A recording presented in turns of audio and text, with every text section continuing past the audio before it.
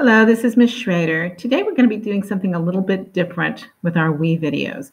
I'm going to be showing you a picture and I want you to be writing about it. So you want to have out a piece of paper, and I'm going to be showing you a fact sheet in a minute that is going to be asking you to do certain things as we look at the picture.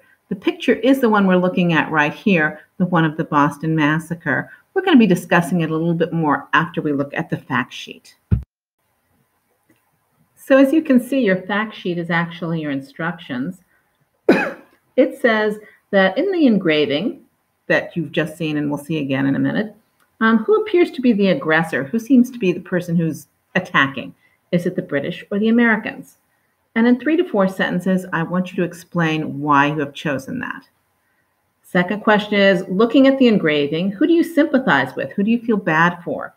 Is it the British or the Americans? And once again, tell me why. And then give me 1 or 2 sentences explaining why you think Paul Revere published this engraving. You might want to write these instructions down for yourself so that you know what you're doing as we go along. So here's our print again, and the story goes like this. The British were putting various different taxes on the Americans to pay for the various wars the British had had, including what's called in the United States the French and Indian War. So some of these wars were fought to protect Americans, but the Americans felt that they were being taxed without having a say in it. Famous phrase, taxation without representation. And they were quarreling against it. There were a variety of taxes, which by now you've studied a little bit, and the British were putting those on. The Americans were fighting against it. The British might back up or they might not. At this point, the Americans are feeling incredible frustration with the British. They go to the British tax house to protest. There are British soldiers outside. The Americans are yelling at the British. They are taking snowballs. They're making snowballs and they're putting rock and stones into them and throwing them at the British, and that hurts. The date is March 5th, 1770. The British, we don't exactly know why, but they opened fire, and 5 Americans were killed.